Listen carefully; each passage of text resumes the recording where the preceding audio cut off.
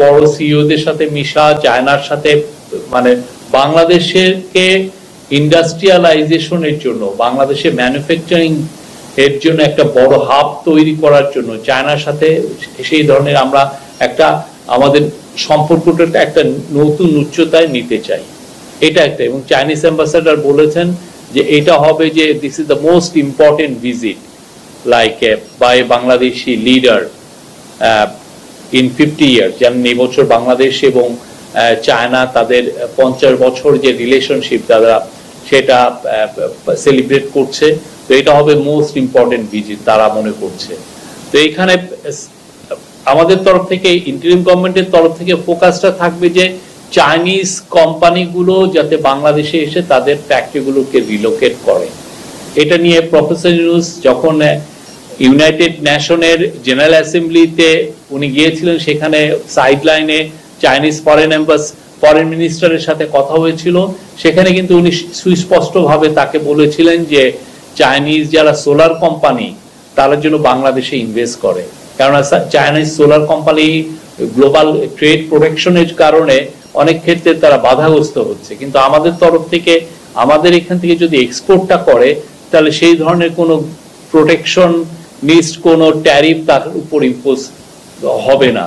তো সেই জন্য তাদের স্যারের ইনভাইটেশনে সাড়া দিয়ে দুইটা কোম্পানি, অলরেডি কয়েকটা কোম্পানি আসছিলেন, তার মধ্যে দুটো কোম্পানি তারা বাংলাদেশে তাদের অফিস সেট আপ করবেন এবং খুব দ্রুত তারা ইভেন ম্যানুফ্যাকচারিং প্লান্টও করবেন। তার মধ্যে একটা আছে হলো লংগি, LONGI। লংগি হচ্ছে ওয়ার্ল্ডের largest solar panel manufacturing company. সেটা ওয়ার্ল্ডে যত সোলার প্যানেল তৈরি হয় তার 70% ওরা ম্যানুফ্যাকচার করে। তো বাংলাদেশে এটা আসা মানে হচ্ছে বাংলাদেশে সোলার প্যানেলে আমরা বলতে পারি যে একটা আমাদের এই সেক্টরে আমরা আবার একটা বড় একটা প্রচুর জব তৈরি হবে এবং আমরা একটা এক্সপোর্ট পাওয়ার হিসেবে আবির্ভূত হওয়ার সম্ভাবনা আছে। আর চায়নাতে সফরে স্যার পিকিং ইউনিভার্সিটিতে একটা বক্তব্য রাখবেন স্টুডেন্টদের জন্য। এবং পিকিং ইউনিভার্সিটি, আপনি জানেন পিকিং ইউনিভার্সিটি চায়নার খুবই নামকরা একটা ইউনিভার্সিটি, গ্লোবাল র্যাঙ্কিং এ ওইটা প্রায় টপ 10 এর মধ্যে থাকে। তো এই Peking university at the same time স্যারকে একটা অনারারি ডক্টরেট অনারে ভূষিত করবেন।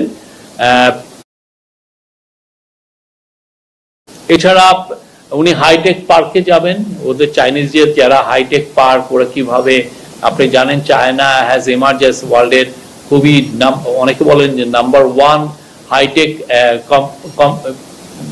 কান্ট্রি হিসাবে এমার্জ করেছে।